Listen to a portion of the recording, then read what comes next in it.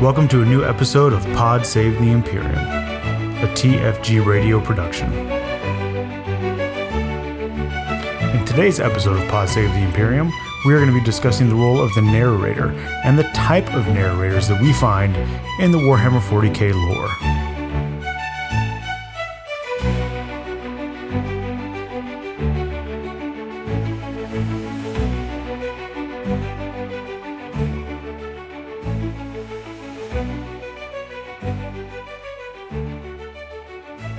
Hi all. So, as we begin our conversation, it's important to define what an unreliable narrator is. So, in general literary theory, an unreliable narrator is a narrator who conveys the text to you in a way where you cannot actually determine or guarantee that how you're being told the story is accurate. So, in other words, you are not sure with an unreliable narrator if what is happening is really happening or happening in the way that is being described to you. So there's some, very classic examples like The Cask of Amontillado by Edgar Allan Poe, where the narrator Montresor, right, says that he is justified in murdering Fortunato and that he is happy he has done it. But there are many lines that reveal that perhaps maybe he isn't quite as happy about what has happened, or he is not fulfilled, or that maybe Fortunato isn't as deserving of this crime as intended. Another famous example is the novel Lolita, which many people will decry as, defending pedophilia. But the whole point of the novel is that, Humbert, the narrator, is unreliable. He is trying to convince you of his own delusion of why what he is doing is acceptable and why him falling in love with a young girl is okay. That's actually the point of the novel, is that he is unreliable. In more modern times, you have, of course, things like Fight Club, where the unnamed narrator is literally in a dissociative state half the time, right, and invents a whole other character. And then, of course, you have things like American Psycho, where this is something the novel makes a lot clearer than the movie, of that we can't actually trust that Patrick Bateman is actually doing what he's doing. It is hard to tell between when he is fantasizing about hyperviolence and when he's actually committing it. So the whole purpose of the unreliable narrator in a text is to make you, the reader, have to question what is happening. Is it true? And how does that change your perspective on the events if you cannot actually trust what is being said? Right? It is meant as a way to make the reader engage with the text and the characters in the story on a far deeper level than just, this was entertaining and I enjoyed what I heard. Okay, cool. Another example would be the Black Swan movie, right? Yes, that would be a good example of unreliable narrators can be a little tough visually, like in cinema. So, but yeah, there's, or Catcher in the Rye, another very common, like, it's really hard to tell how much Holden is actually accurately telling you what's happening here, right? Just because he is so angry and cynical, right? And has a tendency to exaggerate. So there's a lot of, there's a lot of cool books and short stories and things like that that really revolve around that. The Great Gatsby as well, right, is where you can't really trust that what is being said is true, especially when you think of how much admiration the main character has for Gatsby, right? Just essentially how much of a fanboy he is. You can't tell if he is softening certain aspects for his own perspective, or for, kind of his own need to idolize a character. So I think that's important when we talk about Warhammer 40k, especially the Horus Heresy series, that has a lot of different narrators and has shifting narrators, that what we are reading may not actually be exactly how it happened, right? That this is from certain characters' perspectives, their own biases. And, when it comes to certain characters, particularly if you say something like Horus, who is mental state is deteriorating over the course of certain novels, right? It really makes you question what is actually going on. And I think it's a salient point in the End and the Death trilogy, that there's never an emperor point of view chapter, that the emperor doesn't speak directly, that we never actually are inside the emperor's mind, because that would be probably the best case for a reliable narrator. And we never get that. And I think for very good reason, since I think Dad Abnett is obviously a very good writer and a very well-educated writer in this kind of tradition. Okay, so the context of this was the Horus Heresy. That was good that you led us into that. Uh, Adam, do you want to give us your thoughts on this concept of the unreliable narrator within the Horus Heresy universe? Yeah, I mean, we're talking like what 50 plus books over the course of almost 10 years since since the first book. So I mean, and it's almost a different character in every book. So they're going to get the different perspectives, and in some cases you get the same event but from a different perspective, similar to if you're familiar with the movie Rashomon. It's a Japanese movie. Tale is about a murder, a rape and a murder, but it's told from 4 different points of view, and you don't know in the end. They don't even tell you which one was the correct one. It's up to the viewer to decide which one they would believe. Because at one point they actually interview the ghost, which it would be similar to a psychic in 40K or 30K, bringing up the spirit of the dead, or even in any fantasy novel when you do speak with dead. So, like I said, at one point they even give the perspective of the ghost, and even that's not reliable because it's from that person's point of view. So it's similar to like I mentioned, speak with dead. You cast that and get to talk to the dead person, and he'll tell you what happened from his perspective. But depending on that personality, they could be lying also. Just because you're a ghost doesn't mean you tell the truth all of a sudden. At least I wouldn't. So it just depends. And I think this unreliable narrator aspect is something that Games Workshop relies upon, just in general, and it's what allows them to redact and change whatever background they need or want to fit in whatever story they're trying to tell. And we've seen them do it over the past few years, and it makes it difficult to keep track of the of what the official fluff is when everything's official.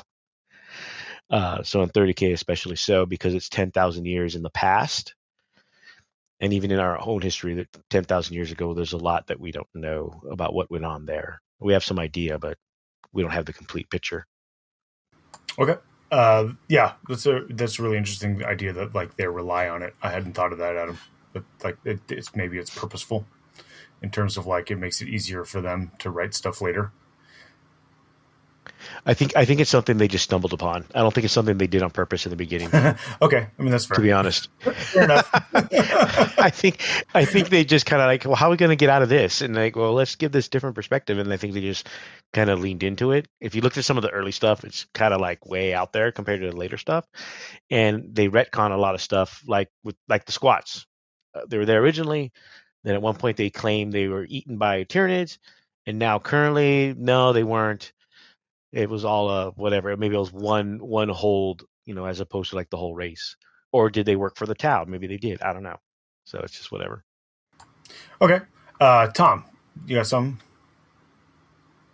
Yeah, for me, the interesting thing is that, or maybe a general question that I think others might have that I would have is, in a lot of the books, there seems to be the third person narrator who's kind of personally removed, maybe at best just representing the thoughts of the person in the chapter, but not even in a kind of like, I don't know, traditional narrator sort of sense. Because whenever when thinking about this question, I always think about Malkador, right, and Horus. So they actually narrate first person their own thoughts and their own feelings and everything. Whereas, let's say we're looking at the trooper Yamato on the ground in the battle, right, of the siege. Anytime we hear his thoughts, it's clear that they're his thoughts. It's the book telling us, okay, he's thinking this. So we know that there's personal biases because we can see that removal. Whereas, sure, I'm getting a personal bias with, Horus and or Malkador, but it's harder to think of. It's like that line kind of starts to blur there, where you're able to kind of know that they have their own opinions because you're being put inside their head. It sounds counterintuitive, but I don't know if that's an effect that others kind of feel like I do, because otherwise, I don't know, when it comes to the narrator, I can only really think of someone being unreliable if they're a character who clearly has demonstrated some, faults and we're being led in by a third person perspective, or in the case of Horus, where you can start in the in the very end to see how clearly he's messed up about what he's thinking with everything. So I don't know if Danny, you had any additional thoughts on that? Well, yeah, I mean, that's something that some of the novels do, and even End of the Death does at times, is shift into what's called a third-person close narrator. So that's where the narrator is technically third person, so it's he said, she said, things like that. But that narrator takes on a voice and a perspective similar to who they're following, right? So they stay close to specific characters, and even their language changes. And this is something, again, Dad Abnett's very good at. And so I think even with there, you can get that unreliability because this kind of unnamed, somewhat godlike narrator is actually more closely aligned with the character they're kind of following and tracking. And so there's still that idea of like, what is actually happening? Is this actually what's being narrated, or is this someone who is basically embedded with that one person and is sharing their view, right? How much of this character's viewpoint is bleeding into this third person narration? Because a lot of the times it's not like this, big omniscient standing from the back and you can see everybody's thoughts and you can see everything what's going on, right? Like in that, you kind of get the sense of you can trust what's being told to you. I think the fact that they do often stay really close when they're even in a third narrator shows that like they want that ambiguity. They want that idea that maybe this isn't precisely what happened, right? Which I think, as Adam's point is most salient, is it's something I think they rely upon because the lore is so expansive. This game was always designed more to be a tabletop role-playing game than a war game, right, in its earliest roots.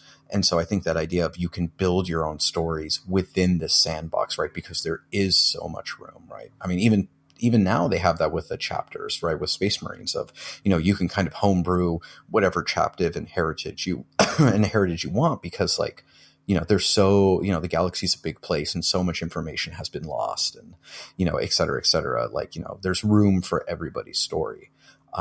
But also they want to tell a compelling narrative. Obviously, a lot of us really care about that narrative.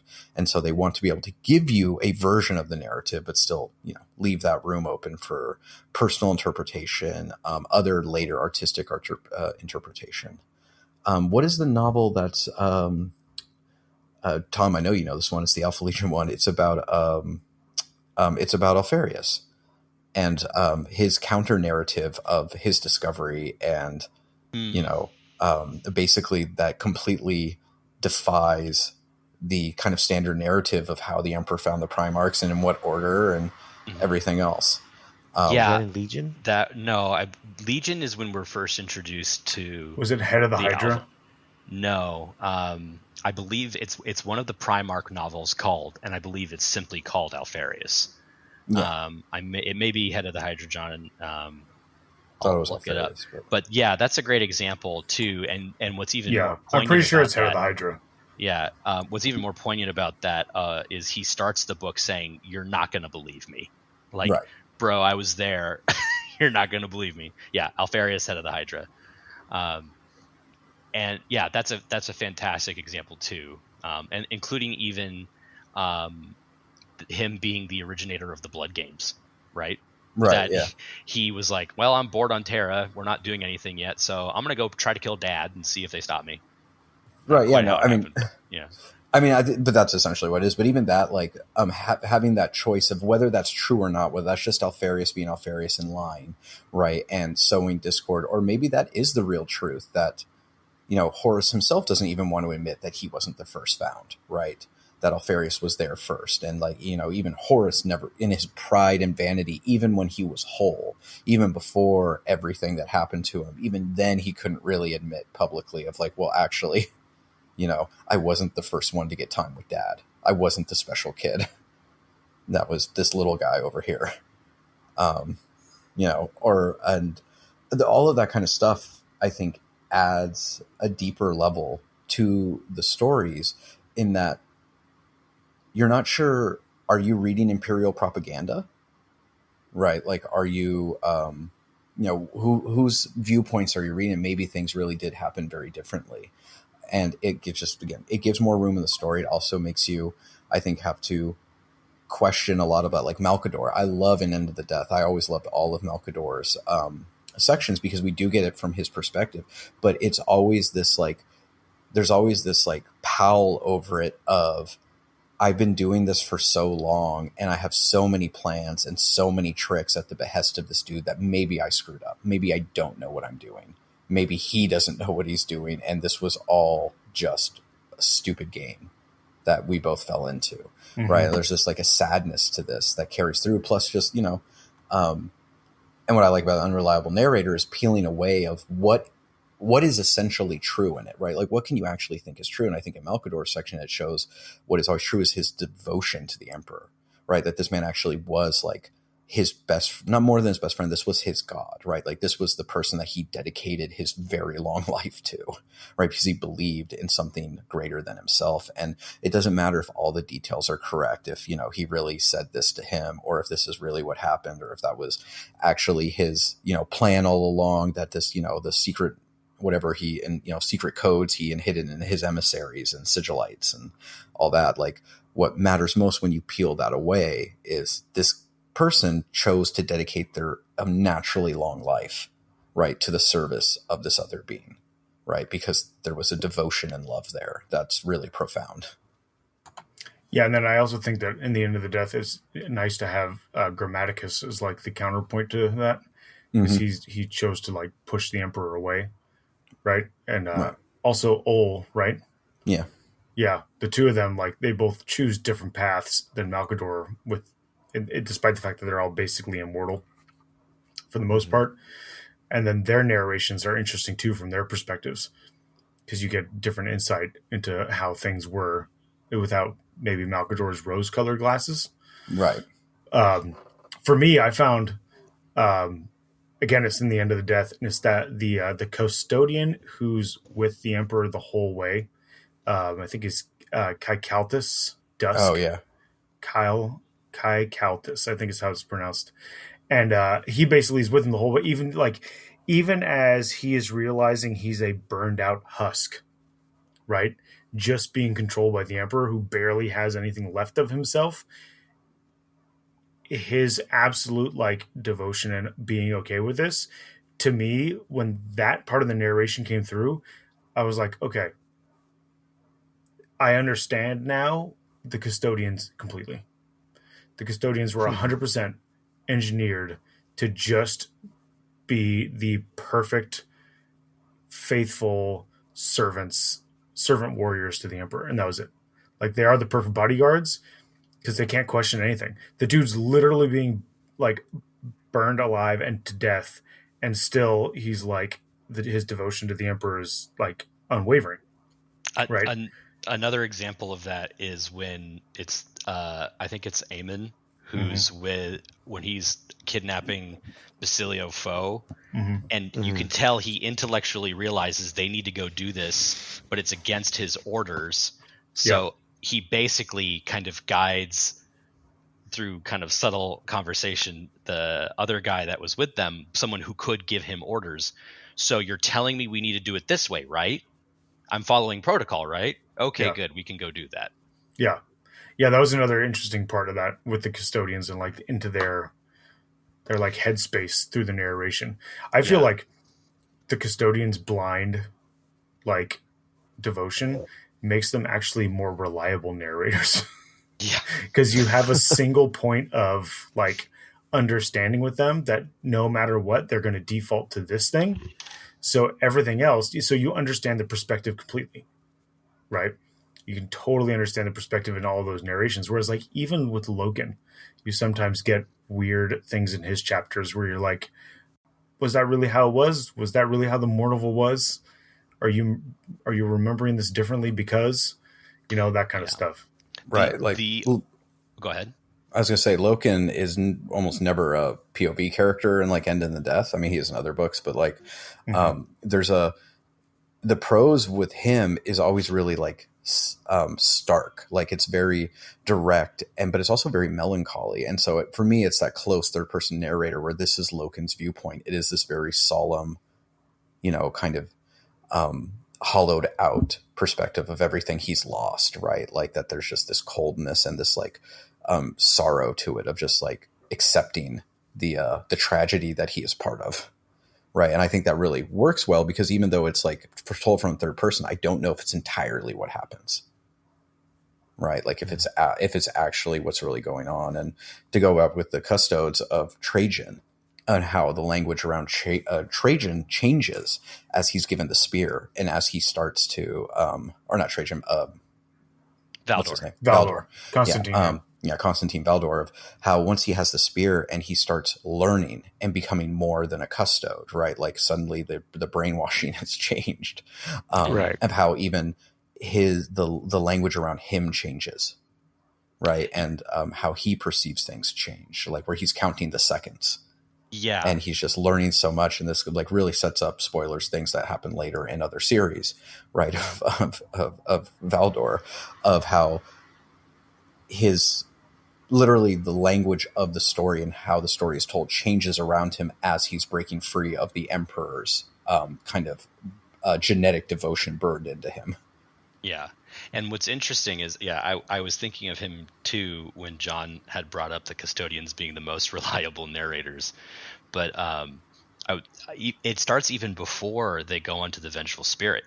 Like you start seeing a tiny crack in his personality versus the others when you see him on the rooftops and he's got Basilio Foe and he's killed like, a couple Chaos Space Marines. You start to slowly see his thinking alter.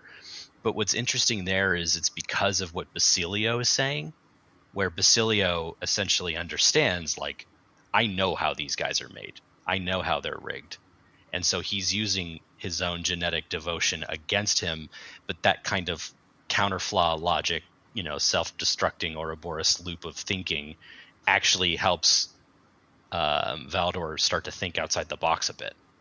I wouldn't be surprised too if he's been appointed the leader because there might be something in him that, either manifests itself beyond the extreme conditioning of the custodians, such that the emperor kind of needs somebody who can think a tiny bit outside the box more than the custodians, and Valdor just fit that bill. Danny, what do you think the role of the remembrancers in regards to the narrative, especially in the beginning when they were more everywhere?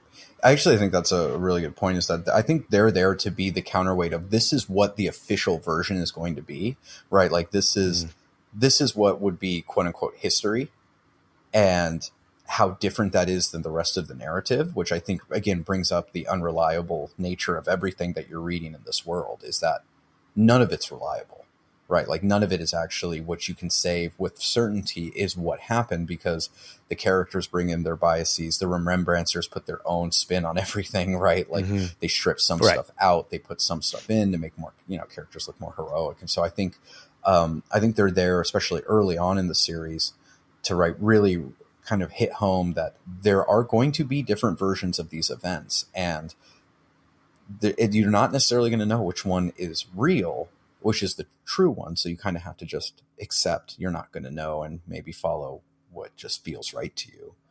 And I think it's very telling, and again, very smart of Dan Abnett, that, you see in The End and the Death, Horace's kind of deterioration mentally, where he thinks he's talking to his remembrancer. Right. Like, and Mercedes. He's having this whole delusion about it. And I think those were some of my favorite scenes. Oh yeah. I mean, they're amazingly well written, and you get that perfect unreliable narrator where he's really, seeing everything. They also have that with, what's it name, with Latara Sarin, right? Yeah. On, where what she thinks is happening versus what really is, right? Yeah. And a credit to Dan Abnett, with both of those sequences, they're written so well to the point where you actually, like when I first saw Horace talking to Mercedes, it took a minute, like a couple paragraphs or even maybe a chapter, to be like, oh, he's talking about now, but did she live somehow? Like, because I don't even remember if her death was explicitly covered. I'm sure it is, and I just don't remember. But like, you legitimately believe, and the same with Sarin, you kind of think, like, it's not until you finish and get to the end of those arcs that you realize the signs were there all along, but they're so subtly placed, and that's so difficult to do in writing versus visual media, where you can, it's, I think, a little easier to be subtle and point to things without having to say the words. Because once you say the words, you're putting that concept in someone's head. And if you give too much of that, it clues them into everything that's already going to happen. Right. Like Sixth Sense. Mm-hmm. Yeah. Like Sixth Sense. Yeah. Yeah. That movie Spoilers. did not do it well. But I really liked the use of this when they did the Prospero Burns and Thousand Sons books, where like it was the tale of the burning of Prospero and Nicaea from the two totally different perspectives. Right. And like I really liked when they did that, because it gave you the juxtaposition. And that was like, to me, I think the first time they did this kind of on purpose. Like where they're like, okay, we're gonna take this idea and we're gonna do this to its fullest extent. Because there had been other stuff they had done, but they never really like fully did the same event from two different perspectives prior to that. Like they had done small scenes here and there, but like when you read the book for Lorgar, you're just watching Lorgar and like this stuff going on there, right? When even the first 4 books, where a lot of it is Loken heavy and a lot of it is other, like it's still mostly the story from one perspective, with just a couple of chapters here and there from other perspectives, but you're still basically seeing the same storyline rolling out the same way. And then I feel like that's kind of when the whole series shifted to having, okay, let's really play with these different people with these crucial events, seeing them differently and acting and telling their story differently too. Yeah. I love that sequence too. Sorry, more spoilers. I just need to nerd out on this for a second. But in the Space Wolf perspective, there's that remembrancer / Skald who, along with others, ends up seeing like they end up being teleported to ancient Earth and seeing some ancient Egyptian ruins and being surprised to run into Thousand Sun sorcerers there. And then in the other book, it turns out that was Ahriman and a couple of his buddies who didn't even mean to be there at that time. And that event itself was incredibly pivotal, even though it took place way back in history. I think and I think they also do that too without going to those grand scales. Like, for example, the Battle of Pluto, they kind of put it more on the narrative front-facing side of perspective. When you have the battle between Dorn and Alfarius, who didn't die, you have their whole battle is an argument about what is actually happening. Right. And Dorn is basically just stonewalled. No, you're a traitor. I do not accept anything you're saying. Get out. Don't even try to talk to me here. I'm just so crazy, angry, and sad about your betrayal. Whereas Alfarius is like, don't you get what I'm doing? Don't you see what I'm trying to do here? Like, hey, I'm fighting you right now, but I can try to help you here. That's the point of this. Because even in his orders from Horus to attack Pluto, Alfarius did so in such a way where he knew it was going to give Terra, some level of warning and some level of, preparedness, because he wanted to also ensure if the Cabal was wrong, that Terra could stand strong. All right. Does anybody else have any other thoughts on this to wrap it up?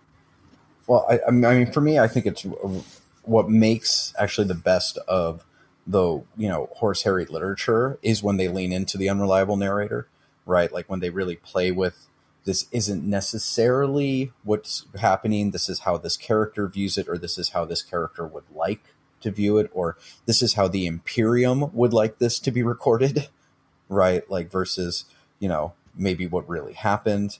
I think I'm sure people could probably chime in at some point, different, in the comments or things like that, of the very different ways, the different moments, because there's so many books, there's going to be so many little moments of like, well, this character says this happened, but really happened this way, right? Or this other character says this. But I think that's what makes for a series that's so long, where also when you have to think about it, we've known the quote unquote ending of this series for decades, right? Yeah. Like we kind of know the outline. And I think the best way to make it fresh and to make it interesting where you actually want to read the books is to play with the narrator, right? It's to play with the idea that maybe the version you're reading isn't actually totally what happened, right? Mm-hmm. Where it's hitting the framework, but how they get there and what's going on becomes, very, very different. Like where, you take that old idea of the guardsman who charges Horus to buy the emperor time of, who that actually ultimately turns into. Right. Mm-hmm. And even that question we had, remember Adam and I talking when we finished End of the Death Volume 3 of like, how did the forces still fighting, the human forces still fighting on Terra even know that happened? Right. Because they start like calling out, like, remember the guardsmen who stood with the emperor, right? Like, how did they even know if this happened a day ago, 2 days ago? Right. Like, and no one, who else was there? Who's talking? Right. Like who's telling that story? So how did people find out? Because Loken's dead. Right. Like, Mm-hmm. Spoilers. Yeah. Loken dies. Was it Dorn? Is Dorn going around telling people like, I saw a guardsman? There's it's funny because in one of the earlier Siege books, Oleanis makes a joke about that. Right. So I don't know if that's where it started from. Maybe. Well, there's another sequence too, and I think this points more to the oral tradition and how things can get accelerated. There's a sequence in one of the Siege books where there's an Iron Fist and not an Iron Fist, Imperial Fist. So, Whoops, Imperial Fist, and he is in a bastion with like a couple of his squad mates and a bunch of guardsmen, and there is a whole ravening horde of world eaters coming.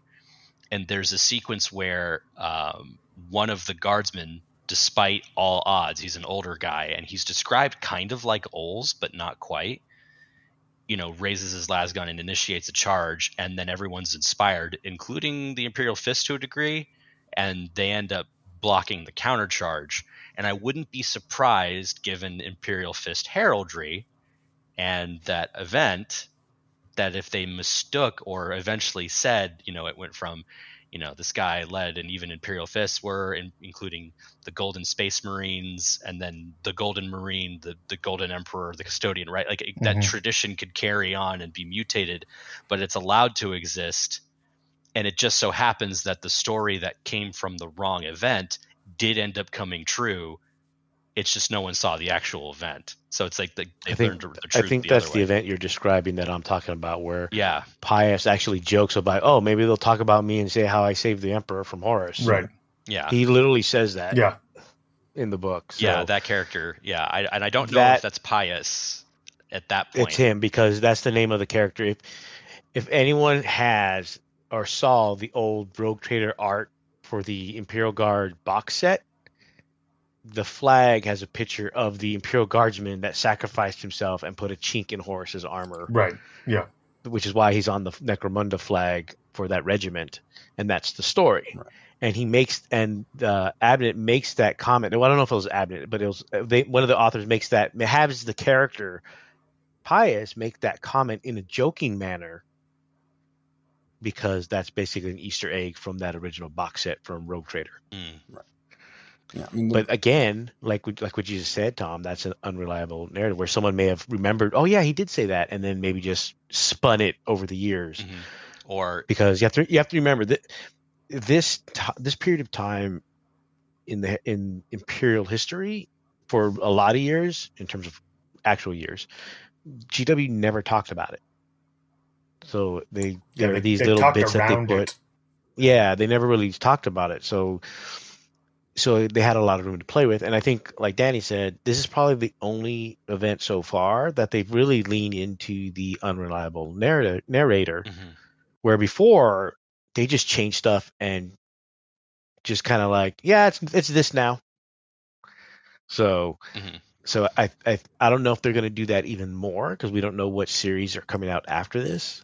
or if there are any at all. Like they could do the scouring, they could do other stuff, and again, those stuff is so far in the past in terms of their timeline that they can almost do whatever they want and just claim that it wasn't remembered correctly. This is and there's you know, even things like less that. written in the other books and lore about that stuff than there was about the Horus Heresy. Like, other Yeah. than like, oh yeah, there was a scouring where they like drove back the traitors into the eye. Cool. Like, Yeah, you could literally all we know have is it that last happened, forever. and that it last. No, they know it lasted like 7 or 8 years. I thought it went longer than that because that's also when No. a bunch of the Primarchs go missing. It lasted 7 or 8 years, but but then the Siege of Terra was only supposed to last a month. Yeah, that's true.